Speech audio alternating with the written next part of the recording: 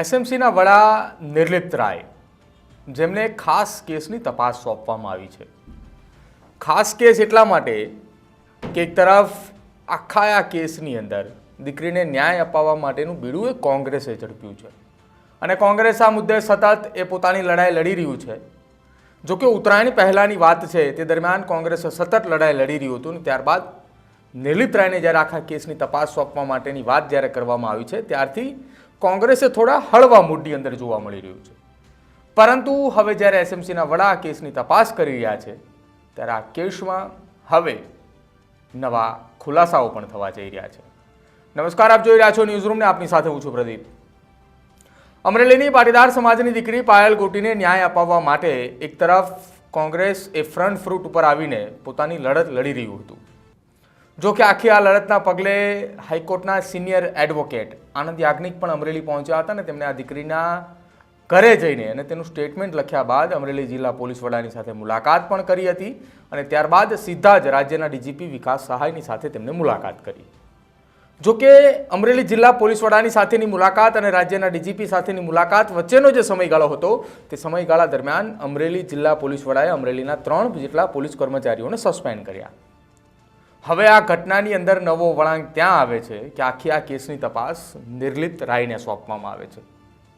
જો કે અમરેલીના સામાજિક આગેવાનો તો કહી જ રહ્યા હતા કે આ કેસની તપાસ એ રાજ્યના ડીજીપીની નિગરાની હેઠળ થાય, એટલા માટે જ ક્યાંક એસએમસીના વડા નિર્લિપ્ત રાયને આ કેસની તપાસ સોંપવામાં આવી. હવે જ્યારે નિર્લિપ્ત રાય આ કેસની તપાસ કરી રહ્યા છે, ત્યારે આ કેસની તપાસ તેમને 13 તારીખના લગભગ બપોરના 12 વાગ્યાના અરસાની અંદર સોંપવામાં આવી હતી. જો કે એ દરમિયાન એ પણ માહિતી મળી રહી હતી કે એસએમસીની ટીમ આખી આ કેસની તપાસની અંદર સૌથી પહેલાં નિર્લિપ્ત રાયની ટીમ ત્યાં પહોંચશે અમરેલી અને પહોંચી પુરાવા એકત્રિત કરશે અને ત્યારબાદ ત્યાં નિર્લિપ્ત રાયની એન્ટ્રી થશે. અને હવે ખરેખરમાં અમે જે આપને જણાવ્યું હતું એ જ પ્રકારની પરિસ્થિતિનું નિર્માણ થયું. એસએમસીની ટીમ અમરેલી ખાતે પહોંચી ચૂકી છે અને તેમણે પોતાની રીતે જ તપાસની શરૂઆત કરી છે.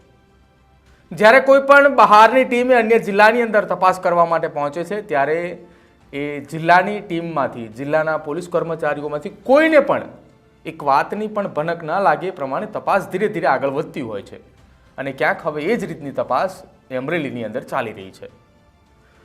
અમારા એક ખાનગી સૂત્ર દ્વારા જે અમને માહિતી મળી રહી છે, તે માહિતી પ્રમાણે એસએમસીની ટીમ એ છેલ્લા 24 કલાક કરતાં વધારે સમયથી અમરેલીની અંદર એ તપાસ કરી રહી છે. આપને જણાવી દઈએ સૌથી પહેલાં તો કે એસએમસીના વડા નિર્લિપ્ત રાય, કે જેઓએ ભૂતકાળની અંદર અમરેલી જિલ્લા પોલીસ વડા તરીકે પોતાની કામગીરી નિભાવી ચૂક્યા છે અને જ્યારે તેઓ અમરેલીની અંદર કામગીરી કરી રહ્યા હતા, ત્યારે અમરેલીના દરેકે પોલીસ કર્મચારીઓ કર્તવ્યનિષ્ઠતા સાથે પોતાની જવાબદારી નિભાવી રહ્યા હતા.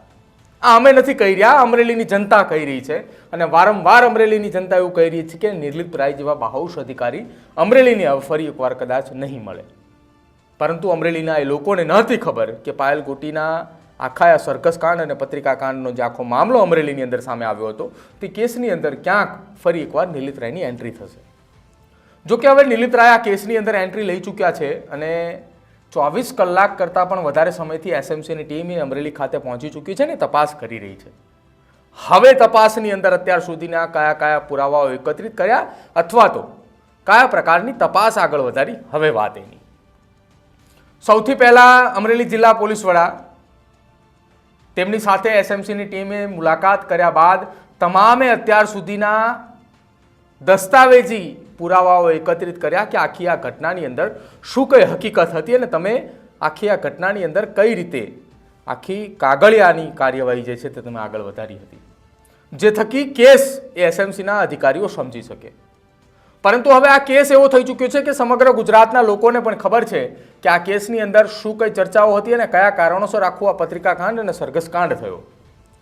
જો કે કોંગ્રેસના દિગ્ગજ 2 નેતાઓ જેનીબેન ઠુમ્મર અને પરેશ ધાનાણીએ સોશિયલ મીડિયા ઉપર ટ્વીટ કરીને એ માહિતી પણ આપી છે કે આ કેસની અંદર, પત્રિકા કાંડની અંદર જે પત્ર ઉપર, જે લેટર હેડ ઉપર આખી આ ઘટનાને વર્ણવવામાં આવી હતી, એ લેટર હેડ સાચો હોવાની વાત આ બંને દિગ્ગજ નેતાઓ કરી રહ્યા છે અને સાથે સિગ્નેચર પણ સાચી હોવાની વાત કરી રહ્યા છે. અને એ એવું કહી રહ્યા છે કે અમારા આધારભૂત સૂત્રો દ્વારાથી અમને માહિતી મળી છે કે એફએસએલનો રિપોર્ટ પણ આવી ચૂક્યો છે અને સાથે જ તે લેટર હેડ અને તેની અંદર કરેલી સિગ્નેચર પણ સાચી છે. હવે મહત્વની અને મુદ્દાની વાત ત્યાં શરૂ થાય છે કે એસએમસીની ટીમ જ્યાં ત્યાં પહોંચી છે અને એસએમસીની ટીમે આ તમામ વસ્તુઓ એકત્રિત કરી અને પોતાની તપાસ અને પોતાની કાર્યવાહીની દિશા જે છે તેની શરૂઆત કરી દીધી છે. એસએમસીની ટીમે આખી આ કાર્યવાહી અને તપાસની જે શરૂઆત કરી છે તેની અંદર સીસીટીવી પુરાવાઓ એકત્રિત કર્યા છે, દસ્તાવેજી પુરાવાઓ એકત્રિત કર્યા છે અને આ તમામ વસ્તુઓનું તેઓ અત્યારે હાલ નિરીક્ષણ કરી રહ્યા છે. એવી પણ માહિતીઓ સામે આવી રહી છે કે જે 3 સસ્પેન્ડેડ પોલીસ કર્મચારીઓ હતા તેમની સાથે પણ તેઓ મુલાકાત કરવાના છે, તેમને પણ મળશે અને સાથે જ આખી ઘટના સંદર્ભે તેમની પાસેથી પણ વાત સમજશે કે કેટલા વાગે આ દીકરીની ધરપકડ કરવામાં આવી હતી, કેટલા વાગે તેને મેડિકલ ટેસ્ટ માટે લઈ જવાની વાત કરવામાં આવી રહી હતી, તેને પગમાં પટ્ટા કોણે માર્યા હતા.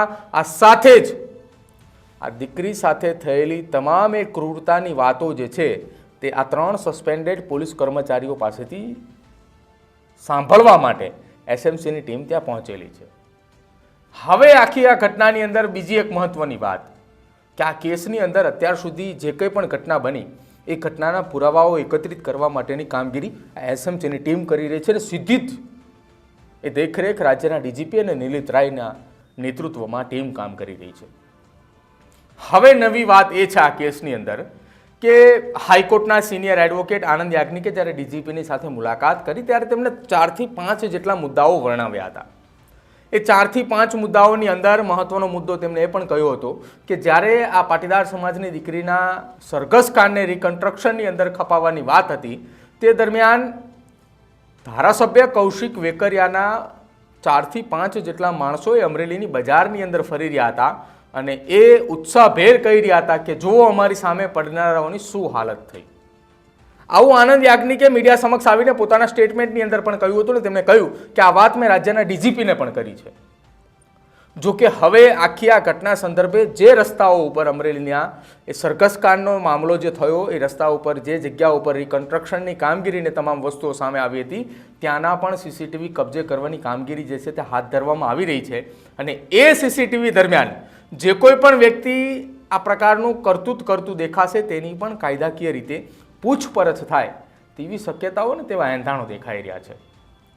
પરંતુ આખી આ ઘટના સંદર્ભે એસએમસીની ટીમ એ ત્યાં પહોંચી અને કાર્યવાહીની શરૂઆત કરી છે અને હવે જે અમારા સૂત્રો તરફથી જે અમને માહિતી મળી રહી છે તે માહિતીના આધારે આગામી 48 કલાકના સમયગાળા દરમિયાન નિર્લિપ્ત રાય ગમે ત્યારે અમરેલી પહોંચી શકે છે અને આખી આ ઘટના સંદર્ભે હજુ પણ કોઈ જવાબદાર વ્યક્તિ હશે તો તેની સામે કાયદાકીય કાર્યવાહી એટલે કે સસ્પેન્શન સુધી જવું પડે તો ત્યાં સુધીમાં જવા માટે પણ ખુલ્લો દોર મળ્યો છે. કેમ કે આ એક એવા અધિકારી છે કે જે તપાસ માટે ત્યાં પહોંચ્યા છે કે જેમને આ કેસની અંદર કોઈ પણ ડિસિઝન લેવા માટેની તૈયારીઓ જે છે તે ખુદ પોતે દર્શાવી શકે છે, જેના માટે જ તેમને આ તપાસ સોંપવામાં આવી છે. આ એક એવા અધિકારી છે કે જેમની તપાસની ઉપર કોઈ પણ વ્યક્તિને શંકા ન હોઈ શકે.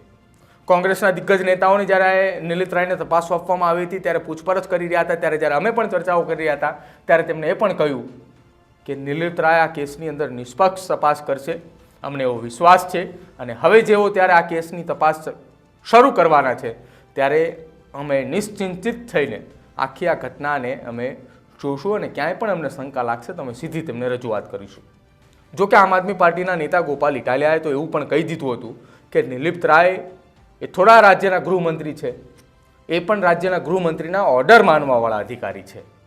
પરંતુ હવે આ કેસની અંદર એસએમસીની ટીમ જ્યારે ત્યાં પહોંચી ચૂકી છે, તપાસની શરૂઆત થઈ ચૂકી છે અને જડના મૂળ સુધી પહોંચવા માટેનો પ્રયત્ન જે છે તે હાથ ધરવામાં આવી રહ્યો છે, ત્યારે હજુ આ કેસની અંદર મહત્વની એક માંગ, મુખ્ય એક માંગ કોંગ્રેસની હજુ પણ ક્યાંક યથાવત રહી જાય તો નવાય નહીં. અને માંગ હતી એફએસએલના રિપોર્ટ જે આવ્યા, જે લેટરનો રિપોર્ટ આવ્યો એ જ લેટરની અંદર લખેલું લખાણની તપાસ ક્યારે થશે તેને લઈને કોંગ્રેસની ક્યાંક માંગ હતી. પરંતુ હવે એ માંગ દબાઈ ચૂકી હોય તેવું લાગે છે. હવે માત્ર ને માત્ર વાત છે આ દીકરીને ન્યાય અપાવવાની. આપને શું લાગી રહ્યું છે? એસએમસીની ટીમ ત્યાં તપાસની કામગીરી દરમિયાન શું હજુ પણ આ કેસમાં વધુ કેટલાક કર્મચારીઓ સસ્પેન્ડ થાય અથવા તો આ કેસના જડ મૂળ સુધી પહોંચવામાં એસએમસીને કેટલો સમય લાગી શકે છે? આ કેસની અંદર કોઈ રાજકીય નેતાનો હાથ હોઈ શકે? જો આપ જાણતા હોય તો જરૂરથી અમારા કમેન્ટ બોક્સની અંદર જણાવજો. જોતા રહેજો ન્યૂઝ રૂમ. અને આવી સચોટ સમાચાર જોવા માટે આજે જ અમારી ચેનલને સબસ્ક્રાઈબ કરવાનું ભૂલતા નહીં. નમસ્કાર.